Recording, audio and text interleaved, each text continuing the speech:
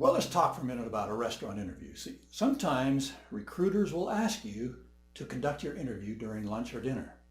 It makes for a more relaxed setting for the recruiter, but you should remember that it is still an interview and your behavior must be in accordance to that.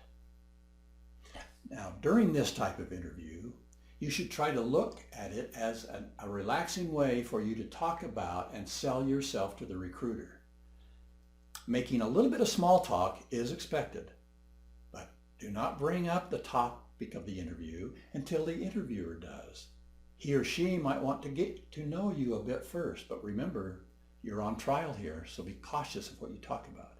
Remember to talk about yourself, but not get too personal. There are also basic points of etiquette and common sense rules that you should follow as well. Let's go over a few of them. Obviously, remember your basic table manners, like putting your elbows on the table, etc. Always fold your napkin on your lap before eating. Do not, I know it might be tempted, but do not order messy or sloppy foods. That includes finger foods like ribs or fried chicken and extremely large sandwiches. Avoid pastas with thick sauces and French fries. Do not order the most expensive item on the menu either. That's tempting because you think, well, he's on the company's expenses. Well, we all have to look out for expenses. Avoid alcoholic beverages if you possibly can.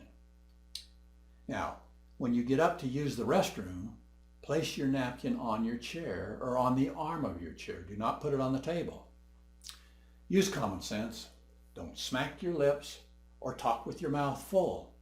In fact, that's a great one because if you have to think for a minute, you can use the excuse that you're chewing your food. Always excuse yourself if you plan to leave the table for any reason. Leave your cell phone in your car, or if you have it, turn it off and leave it in your purse or your pocket. Continue to speak formally to your interviewer unless requested not to. Now, it may sound silly, but the interviewer may have selected a restaurant simply to see how you interact with the waitstaff. See, how you treat others that you don't think will have an effect on whether you get the job or not may be the only reason you are there. How you treat them will send a clear message on how you will treat subordinates at work or even clients.